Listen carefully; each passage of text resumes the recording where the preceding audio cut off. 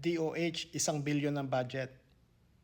Umalma si Iloilo District Representative Janet Garin nang madiscover niyang 1 bilyon ang pondo na inallocate sa Department of Health para lang sa pagpapaganda ng mga opisina nila. Ayon kay Garin, saliwat daw ito sa direktiba ni Pangulong Bongbong Marcos na pagpo-focus sa mga essential services.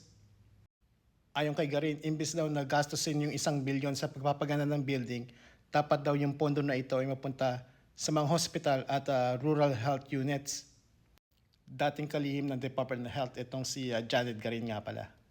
Yun lang. Okay, bye. Ay, pahabol nga pala. Etong si Bicol Representative Zaldico ay nasa ibang bansa na. Itong si Ko nga pala ay pinagpapaliwanag ni Navotas City Representative Toby Tiangco tungkol sa 13 billion na pondong ibinigay sa kanya ng DPWH. Yung pag-alis ni Ko ay may clearance naman daw ng Kamara at ito daw ay para magpa-check up siya doon sa Estados Unidos. Ito yun lang. Okay, bye.